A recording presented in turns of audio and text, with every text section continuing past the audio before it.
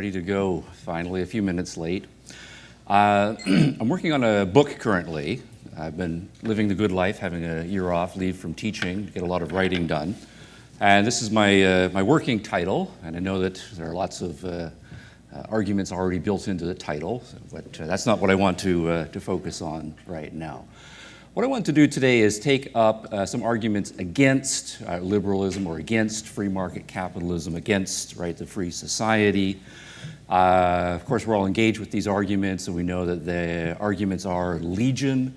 A lot of them are pretty bad, and in many ways it's like playing whack-a-mole, right? You deal with one here, and then two more pop up, and you're just constantly going on like that. But I do think we're making improvement. One kind of internet indication of this is that, especially on bad economic arguments, I think there's been a cultural shift, to the point where economics is seen, as enough of a science that many of the old shibboleths and standard arguments are just bad arguments. And so here we have a mocking poster, widely circulated, with all of the people before physics, fairness before formulas, equality before equations, and so on, So then, in a sense, objecting, on those grounds is a sign of scientific illiteracy,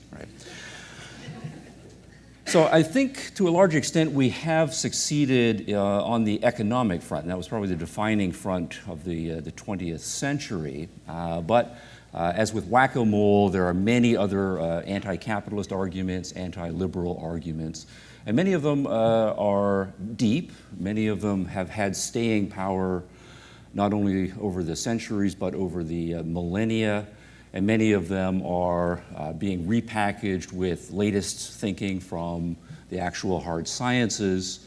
So there's still a great deal of work to do. Now, I want to make a point from John Stuart Mill's on liberty, one of the very, very great books in the liberal tradition. If you haven't read it or haven't read it recently, it's one of those books that is worth a reread every few years or so. And one point I want to make is a methodological point that I'm borrowing here from Mill. He's talking in the context of what a good education should consist of. And of course, we all bemoan the often one-sided, ideological, almost brainwashing in some cases, education that goes on in higher education. And Mill is making the point that to be truly educated, you need to not only know your own positions, you also need to know the best arguments, for your positions. And even that is only half of the project, that you also need to know the positions on the other side, all of them, because there's lots of smart people who always disagree with us. And you have to know their best arguments, for their positions, and actually you have to know them better than they do, because you then have to be in a position to refute them. And he makes a reference to Cicero, who, along with Demosthenes, two great orators of the ancient world, and he makes the point, repeats the point that Cicero made, that Cicero said he always spent, when preparing for arguments in the Senate or arguments in the courts, more time on his opponent's case than he spent on his own side's case. So, as a formal methodological procedure, we have to do this if we're going to mount a first-rate defense of our position. So what I want to do is actually ask for a little interaction, participation from you guys. All of you have a piece of paper nearby. If you are willing, I'm going to, over the course of my talk, at 4 points, ask you to write something down, one sentence, or one phrase, and this is the first one here. If you are also willing, at the end of the talk, just do it anonymously. Just leave your piece of paper, say on the last table on your way out, because I would like to look at them, because I'm going to make some claims, and I would like, by way of doing scientific research, to see whether your judgment, about various sorts of things is in the ballpark of mine, if I've missed various things or underemphasized various things, so the feedback would be welcome. So what I want to do is ask you, I'll give 1 minute for this, to pretend that you're not, in favor of the free society, to think outside, that you're hostile, that you think it's bad, wrong, immoral, inefficient, or whatever. What do you think is the best argument against a free society? Where is that position the most vulnerable, right? And I'll stop there, think, and please write. All right, my book, I've start the first half of this book by taking this project and trying to do two things. First thing I do is ask what are the best arguments, right, for liberalism. And it's drawing on my reading of kind of everybody in the tradition going back to Aristotle, right, and before. And in my judgment, there are 15 powerful strategies, right, that have been used defending various components, right, of the free society. Don't worry if you can't read that.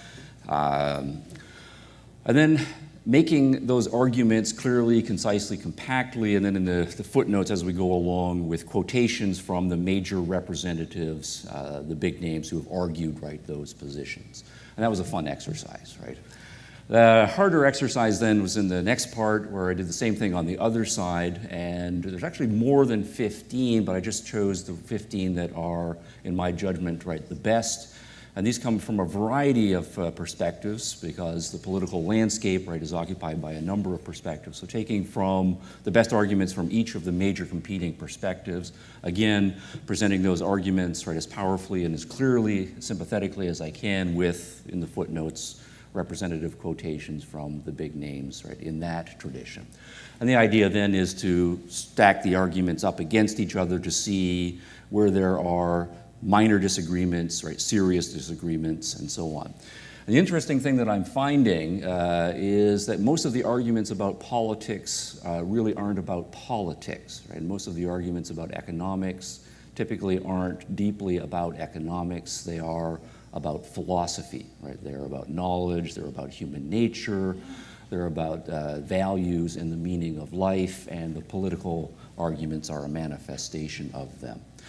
So I'm going to today select three of those arguments that I think are the most important arguments in the current intellectual landscape, not necessarily the internet landscape, but in the, among professional academics and public intellectuals. The three that I've chosen also are representative of three different parts of the political spectrum. So I'm going to present the first argument here. I'm going to give it the name the nudge right argument, which is a kind of a high-tech version of paternalism that has great sway in public policy for the last generation or so. And this comes from the most famous advocates are two people who are paternalists, but they think of themselves as libertarian, right, paternalists, right? So they are broadly sympathetic, right, to a free society in many respects, but nonetheless want on scientific grounds to have a framing paternalism in the system. Second, that human nature is too immoral, right, for freedom, that human beings are by nature bad, depraved, sinful, and so forth. This is an argument that has great currency in contemporary times. Doesn't come obviously from libertarians, comes from typically conservatives, right, of a more religious bent, and there is a significant intellectual movement there. And then third, that liberalism, right, is unsustainable. This is an argument that we hear mostly from the left, the far left, the progressive, right, left, and so forth. And the argument is that capitalism sows the seeds of its own destruction, right, by over-consuming resources, generating too much waste, and so on.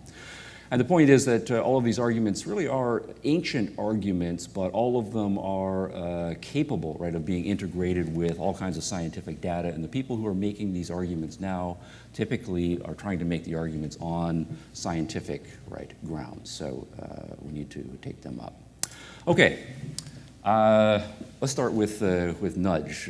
Marilyn Vos Savant, you might have known, apparently she scored highest on IQ tests, right, ever, right? She's brilliant. So she had this column where people would write brain teasers and hard statistics and probability and so forth types of problems into her, and she would write up an answer to it. But I remember being struck by one of the letters that was written to her. It was by a man who said he and his brother-in-law and his wife had had this huge argument about math over dinner.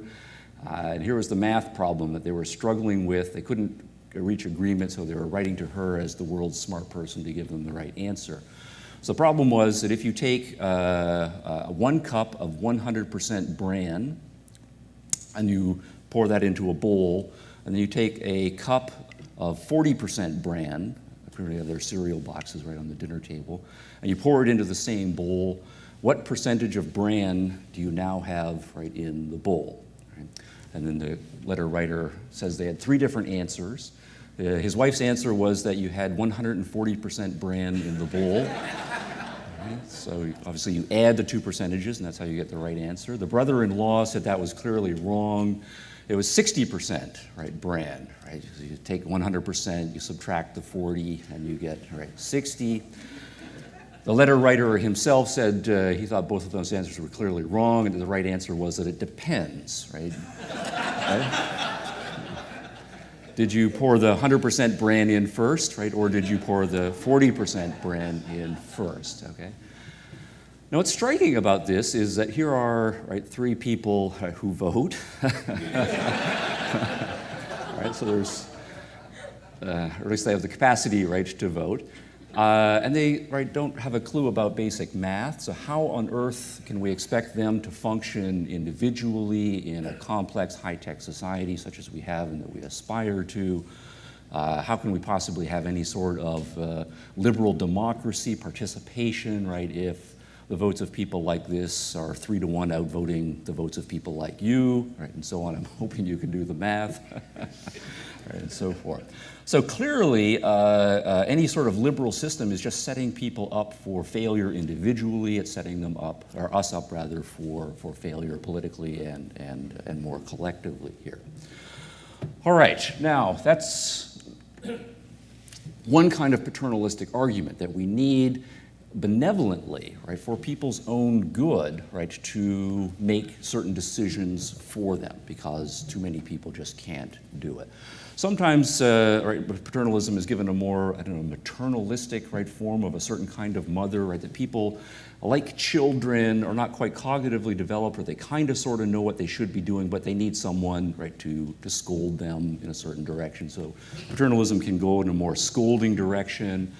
In a more strictly authoritarian direction, this is 19th century Joseph de Maistre, right? Man is so muddled, right, so dependent on the thing immediately before his eyes that every day even the most submissive believer can be seen to risk the torments of the afterlife for the smallest pleasure, right? So people are so stupid and so focused on the short term that any big picture or complicated issue they can't really be trusted with. And so he ended up being an advocate of a kind of monarchism, right, in contemporary times. There are others who are simply motivated by right, a desire to control, right? That people need to be turned into puppets, right, in various ways. Sometimes all of the paternalistic arguments for your own good, right, are really just a cover for people with other, right, motivations.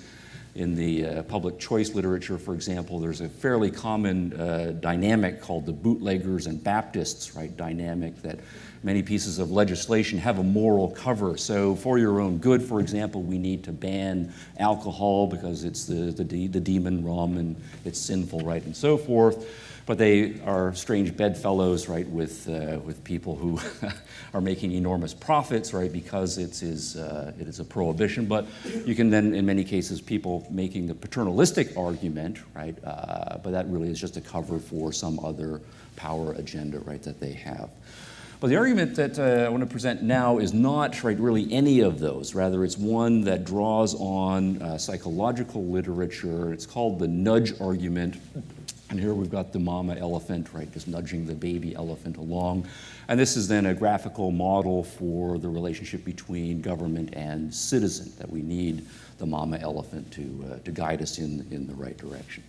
The 2 most famous advocates are Richard Thaler and Cass Sunstein, both widely published, world-known economists and psychological economists, right, at University of Chicago and other places. And here's the argument, right, or one example. In numerous experiments, right, people react very differently to the information that, quote, 90 of 100 are alive than to the information that 10 of 100 are dead, even though the content of the 2 statements is exactly the same, right?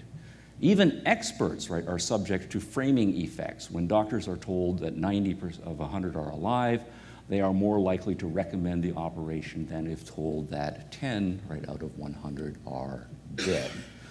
So the idea here is then that we have experiments about human psychology, and the claim then is that there are certain framing heuristics or ways of processing data that even intelligent people fall prey to. And we would expect then if people were informed and rational, then presented with the same information in two different rhetorical forms, they would still interpret it the right way and do the same action.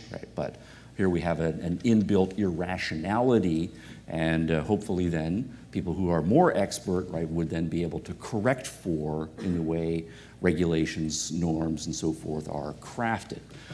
Framing, and that's the idea for how information is packaged and how incentives are incentivized. It works, because people tend to be somewhat mindless, passive decision makers. Their reflective system does not do the work that would be required to check and see whether reframing the questions would produce a different answer. One reason they don't do this is that they wouldn't know what to make of the contradiction. This implies that frames are powerful nudges and must be selected with caution. And so who is in the best position to do this cautionary, informing, selecting of the frames that all of us are going to make decisions within? Okay, now notice that this is a paternalistic argument, and it speaks to human intelligence, but it's not obviously just a power luster kind of argument. Instead, it is based on science. So this is, pause, 1 minute. This argument, what would you say the most important or best response to make to it would be? In a word, a phrase, or a sentence, what's the most important thing to say in response to this? Please go.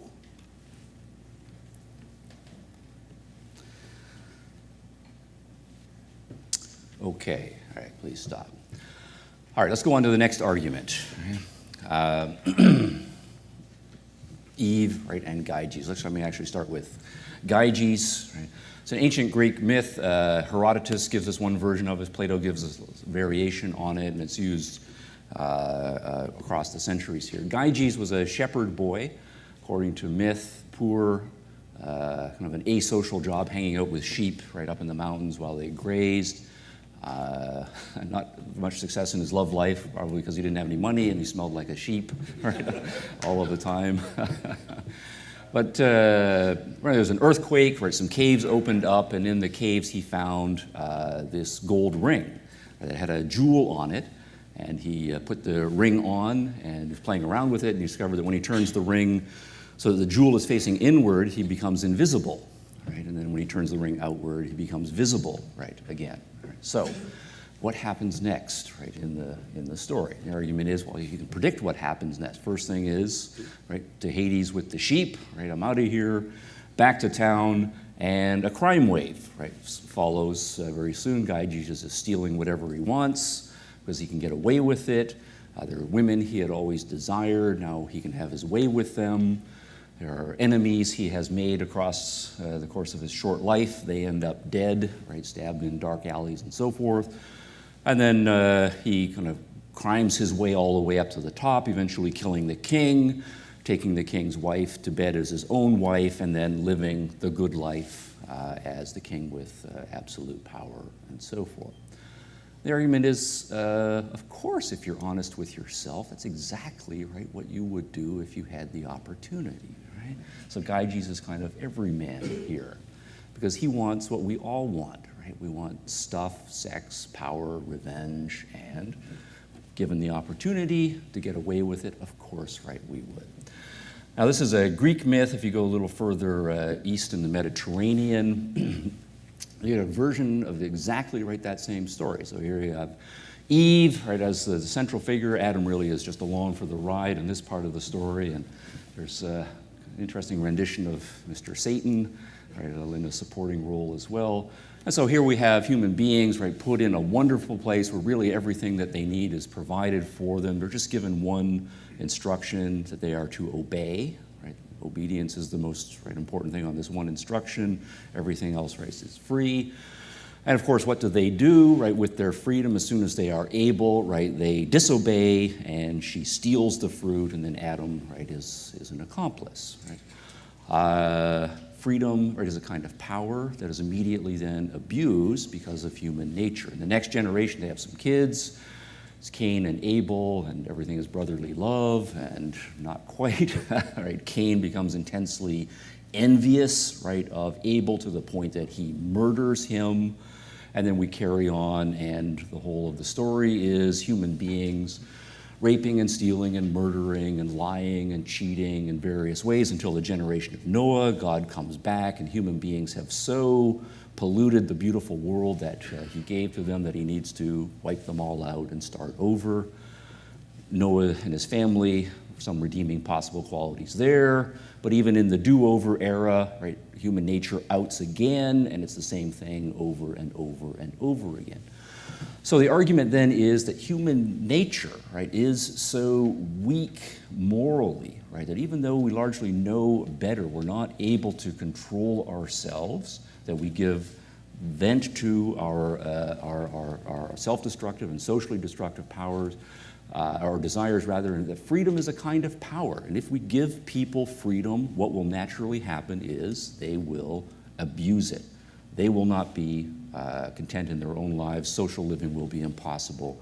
And so clearly then, to counter human nature, we need a more authoritarian moral code and some sort of a more authoritarian political structure. Now those are ancient myths, but you find them resonating right through the centuries. Here's Robert Bork from his book Slouching Toward Gomorrah. He wrote this after the Supreme Court's right to debacle. But notice what he says here, right? Both libertarians and modern liberals are oblivious to social reality. Both demand radical personal autonomy in expression. True enough. That is one reason libertarians are not to be confused, right, as they often are with conservatives. Okay, true enough. Right? Free market economists, right, are particularly vulnerable to the libertarian virus. Okay? Okay, that is because the free market economist, quote, ignores the question of which wants it is moral to satisfy, unquote, and fails to recognize that, quote, unconstrained, right, as constrained, human nature will seek degeneracy, right, often enough to create a disorderly, hedonistic, and dangerous, right, society. And the argument then is we don't need to look at biblical myths, right, or take any of this on faith. Just look at what large numbers of people do with their freedoms, right? They seek the degenerate. Now, Bork is representative of a certain kind of American, right, conservative. In European conservative circles, Solzhenitsyn over the last generation has been enormously influential.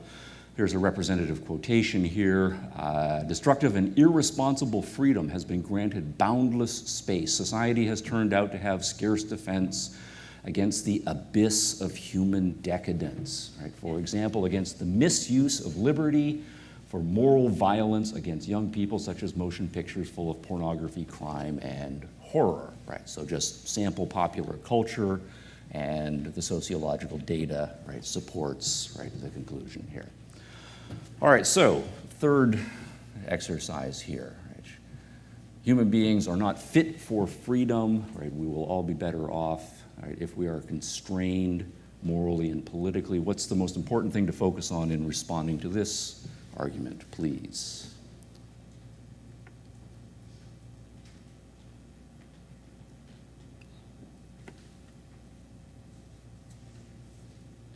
Thank you. All right, let's move on. Okay, third argument. Sustainability, right? Huge buzzword in business ethics circles, right, and environmental policy, right, and beyond. Not a libertarian paternalist argument, right, not a religious or strong conservative argument. Rather, this is a more left, progressive, right, type of argument here. The conclusion of the argument is that human beings consume, right, scarce resources at an unsustainable rate. And at the other end of the process, we generate waste, right, at an unsustainable rate. So we'll be out of resources and the world will be filled with dirty garbage, and that's not good for human survival or the health of the planet. The most commonly cited entry point into this debate is tragedy of the commons, right, piece. And the famous name associated with this argument is Garrett Hardin, who is a biologist who also did work in political economy. The argument here is he was looking at a common pasture was his working example, where it's a large place that has plenty of grass, and there are a number of herdsmen who are putting their cattle out in this very resource-rich grassland. So the cows will eat and then provide milk and meat and so forth for the herdsmen. But what happened fairly quickly was the grasslands became depleted, and the herdsmen were trying to outcompete each other to put as many cows out as they possibly could to get the dwindling resources before they ran out. And the end result was that the cows end up skinny, the herdsmen end up skinny, and they have to abandon the resource and go and deplete some other place as well. And first analysis, and the most common analysis to come out of this, is to say that the problem here is clearly that we have self-interested herdsmen. Right? Why are they using this resource in the first place? Well, because they want to make profit. Right? And how do you make profit? By having a bigger herd, right? And putting your herd out before the other people's herds does. And then it's a vicious cycle of competition. Nobody, right, has an incentive to do weeding or to build fences or to dig wells, because other people are just going to freeload and not pull their fair share, right, of weight, right, in managing, right, the common resource. And so, left to their own devices, self-interest in the profit motive is going to lead to a depletion of the resource, right, and everybody, right, will die.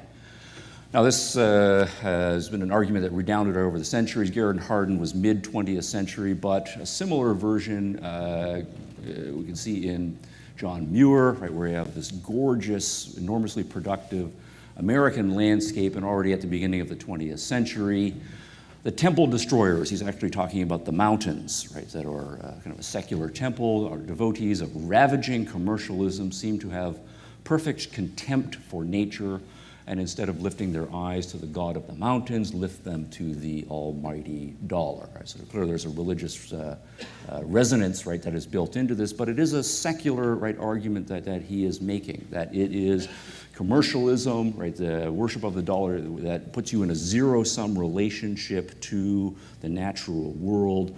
Our gain is nature's loss, and then in the long term it's also, right, our loss.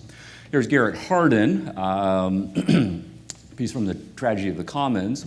He does give a nod to a kind of privatization, property rights, right, solution, but then very quickly he indicates that socialism probably is the better, right, solution here. We need some sort of socialism managing the resource, rationing, making people do their fair share of the work, so kinds of conscription, a certain amount of policing, taxing to pay it all, and so forth.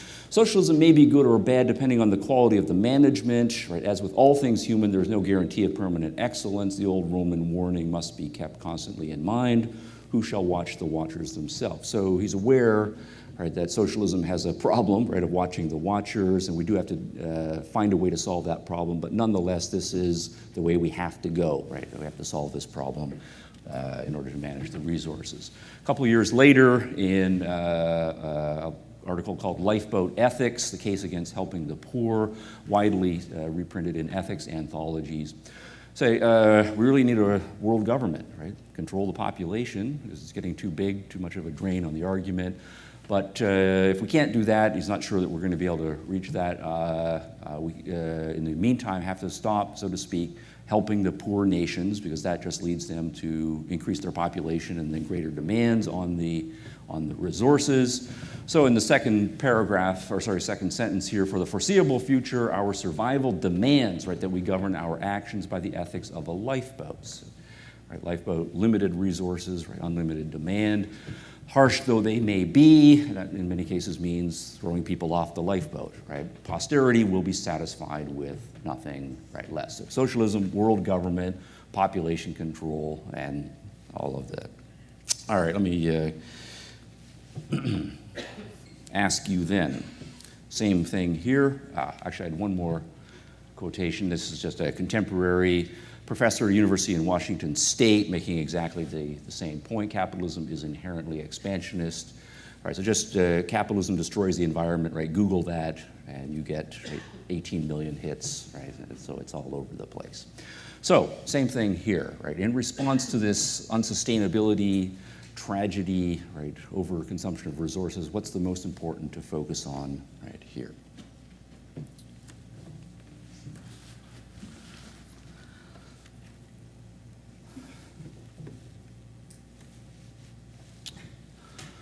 All right, good. Let me, my remaining 5 minutes, just quickly indicate what I, oh, actually, good, all right, more leisurely, right, indicate what I would say in response to these arguments here.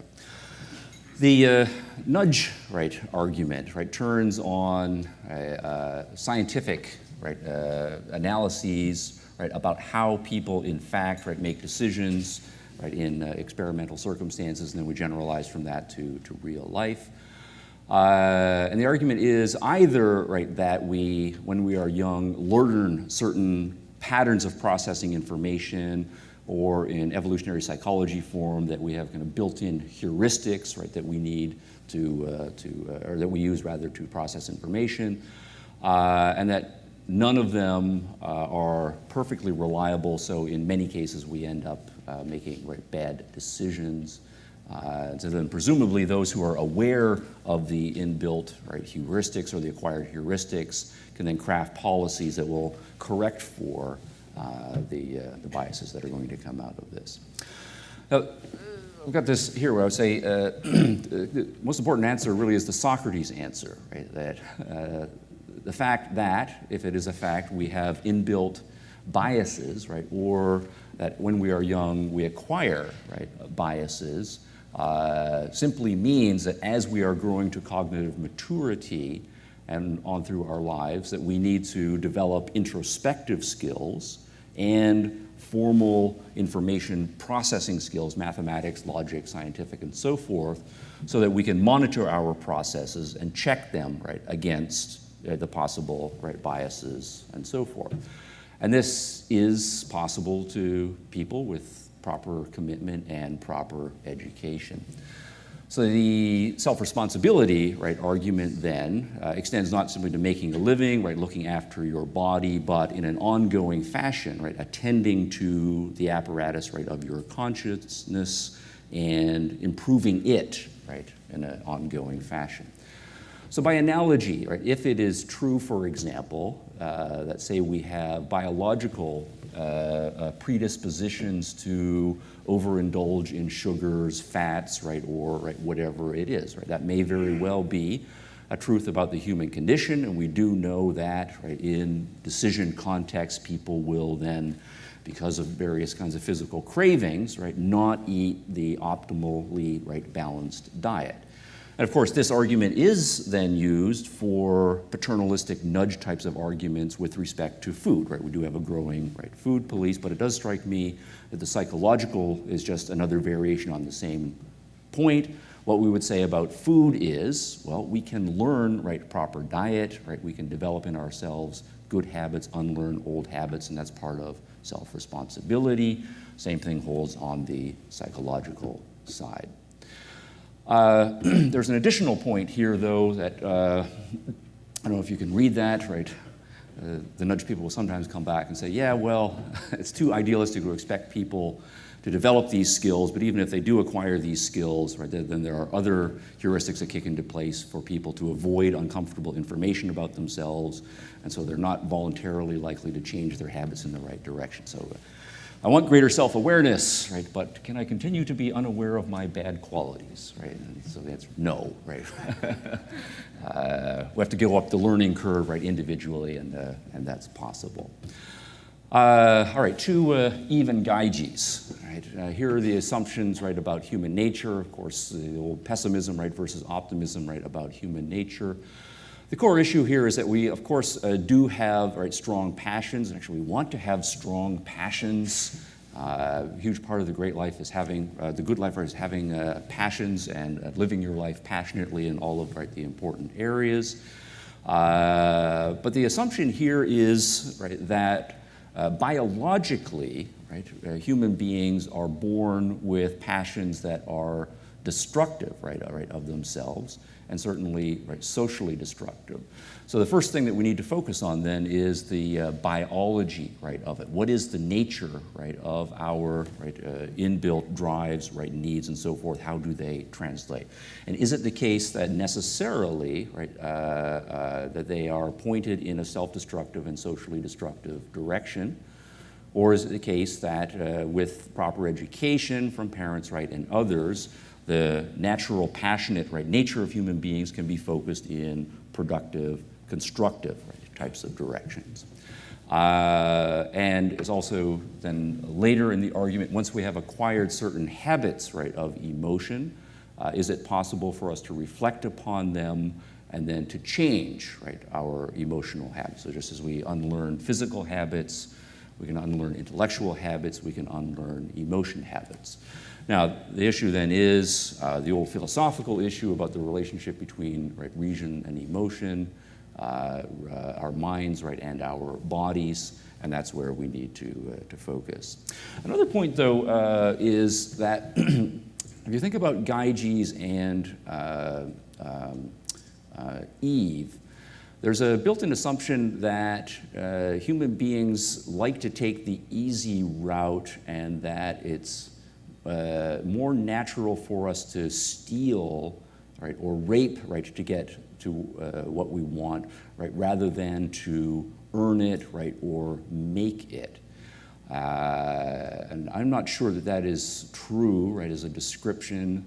Yeah, certainly when we look at children, right, children do take the easy route, but they also do have great pride in making things, right, for themselves. So it strikes me that there's a little more indeterminacy there. And then the same question is whether with right education, that it will become a matter of pride, right, early on to make your own way in the world, right, and that then becomes the emotional habit, and that you have a kind of repulsion, right, against the idea of taking, right, from others by the time you're an adult. Sustainability. This one I think is actually the most complex, right, in my thinking here.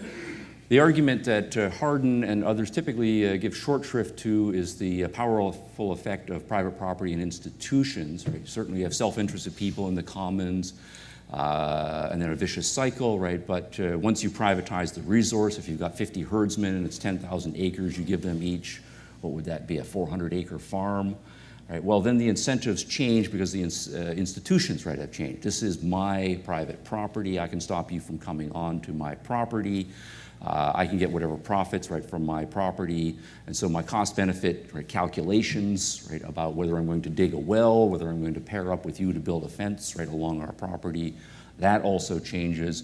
So there is a good literature in response to Hardin now about the effect of privatizing, right, resources and how that changes people's incentives. But that then immediately gets pushed back against on moral grounds, because then what we're saying is that we think the profit motive, right, and self-seeking, right, is a legitimate motive, and that is again a non-starter, right, particularly for people on the left. So in addition to the institutional argument, we need to have an argument about the morality of profit-seeking if we're going to put those privatization institutions in place. Also, I would say that as our society gets more complex, it's one thing to talk about privatizing land resources, and here we have an education problem because it's very hard for many people, even educated people, to conceptualize the idea of privatizing kind of non-land resources, right? Water resources, right? What would that mean to privatize a lake, right, or a river? Or privatizing, right, air resources, or to privatize intellectual, right, resources in the form of concept or copyrights, patents, right, and so on. As our society becomes increasingly, right, complicated, the kinds of values that are the most important resources become increasingly abstract, and that puts a demand on then us as a culture to make sure that we have enough people, right, in the culture who are able, right, to conceptualize and understand the technology and to develop the technology to make private property rights, right, realizable.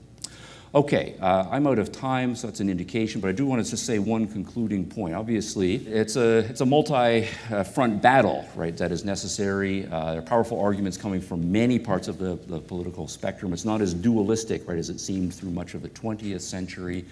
And our intellectual opponents have good, powerful, up-to-speed, right, arguments. The other thing here is that most of the arguments about politics, if these ones are representative, really aren't that much about politics, right, in the first place. Right? It's really about what should properly motivate people. Is self-interest all right? Is the profit motive a good thing? It's really about passions and emotions, right, and where they come from, and can we control them, or do they control us? So it's arguments, right, about human nature. And really, it's arguments about cognition, right? Are people smart enough? Can they acquire the introspective skills? Can they acquire the abstract ability? And all of that then turns on epistemological issues. So that then is to say that the battle for free society, this is, of course, Rand's point, right, repeatedly, right, depends on a lot of hard work in philosophy, and that's where we are. Right. I'll take questions for as much time as we have. Thank you. Thank you for an excellent description of a number of the areas that are confrontations. This is more of a comment of yet another expression of your problem that seemed to hit all three of your terms in one document. Last week, the Pope released an encyclical. You Yes. should read the original. I have done most of that, by the way. Thank you. It's on the care of our common home, right off the top. The topic title manages to hit the title of sustainability and environmental impact on a basis of the evil of human nature. So he got two of them. And then in one of the paragraphs advocates literally, and this is a quote, a one world government to take care of it because they're smarter. Yeah. Okay. And he only talks to 1 billion people. Yeah, that's right. So through much of the 20th century, and still now, right, we worry about the coming of the religious right, and here comes the religious left, right? So, yeah, so bang on. Thank you, Stephen. Stephen, I thank you for your talk. It seems like a lot of the arguments against liberal capitalism aren't really rational arguments, more emotional arguments. And the temple that John Muir gave, emotional feeling about a resource. And what are the good emotional responses to that? I mean, it seems like what you've described are a lot of good logical arguments, but they're going to fall on deaf ears if they're driven by emotion more than reason. Yeah. That's one of the most important concept here is a kind of pride and kind of a fierceness, right, about doing things your own way, right? And again, I'm thinking of children here that I have some limited experience here, but I also read in the literature. As far as I can tell, every 3-year-old, right, in the world, when parents and well-meaning parents, right, try to help them out, right, on various things that they're engaged in and they're screwing up in, right, in various ways, you know, they will say, I do it, right? And it's this is my space, right? And that is an emotional, right, reaction to something that is very healthy. And then the consequent thing is that when the kid finally solves the problem, there's an immense satisfaction, right, and pride, right? And so I think if we have good parenting and good education, then obviously these things are rational, right, and healthy, but you built into the child a healthy, powerful emotional response that keeps them invested in it. And then you scale that up to full adult life. A couple of quick process questions. Where can we get a copy of your lists of things? Just email. Okay. How about, I'll put them up on my website too. Okay. And how about a copy of everybody's responses? no. Okay. Last thing. That involves administrative work for me. That's not going to happen. Yeah. Okay. Do you give these 1-minute quizzes to your students at school? Sometimes, right, at various points. Yeah. Okay. Anyway, I like the notion of, hey, here are their best arguments. so we can respond better than I usually have in the past. Okay, good. Thank All you. right, thanks. That's a good device. So this is sort of a comment that I want you to sort of respond to. So I was reading a book by a person who's a fan of objectivism, and he suggested that the anarcho-capitalist movement is actually driven by the original sin argument, and their original sin argument is government itself. Does that make sense to you? Oh, sure. Well, because government is an institution of power, and so no one by nature is fit to exercise that power, so necessarily you're going to get abuses. Okay, sure. Yeah, that is one strategy. I'm not well read in the anarchist literature, but I know that is an argument. Yeah, okay. Sure. Yeah. It seems to me that at base, most of these arguments come down to people lack judgment. So with the way Good. the media and the schools and everybody's always saying, don't judge, don't judge, don't judge, aren't they building a feedback loop to ensure the problem they claim they're trying to solve? Yes, the latter part of what you were saying is there's a moral injunction, right, against, right, judgment. The first part, I think, is what you were saying is also important, that these do all require trust in people's judgment, right? That they can think about their environment, they can think about their passions, right? They can think about their decisions, right? And if we are going to have a free society, then we do have to have confidence that large numbers of people, right, are capable of rationality, and that their rationality is developed, right, sufficiently in order to do so. So in one way, then, Rand is extraordinarily spot on in saying that really it's a battle about reason. Right? Is reason competent to know reality by nature or not? Right? And so if we live in a culture, particularly an intellectual culture, that is dissatisfied with reason, then on every single front, right, they are going to say we can't, right, trust people to exercise good judgment, and so either it's an irrational free-for-all rather, or those of us whom we think do have good judgment should be running the show. Yes, one emotionalist variant of the nudge argument that I've encountered is that if the government wasn't around, people would argue that those that are sick, for example, uninsured people with no savings, would have no ability to sustain their life if hospitals wouldn't take them in for free, for example. Now, my initial reaction to that is it's kind of their fault for not saving and not buying insurance, but that doesn't exactly win people over. Is there a better counter-argument to that? Well, a few things. One is that clearly it's based on a very pessimistic assessment of human nature, right? That we're naturally uncaring, right, or even in an adversarial situation to most people. So if there are people who are, right, legitimately in desperate circumstances, right, very few people would come to the fore. I think I don't know, I find that offensive, kind of argument. It does strike me that there's a natural, right, benevolence, right, that self-confident people have that leads them to see other human beings as valuable, and so when other human beings are invaluable, you want to help them out, right? Just like, I don't know about you, but I find myself picking worms off my driveway, right, once in a while. Right? Just, here, go and have a chance to survive in the grass. You're just going to die right here on the driveway. And worms are pretty low on my value scale, but there's something that kicks in right at that point.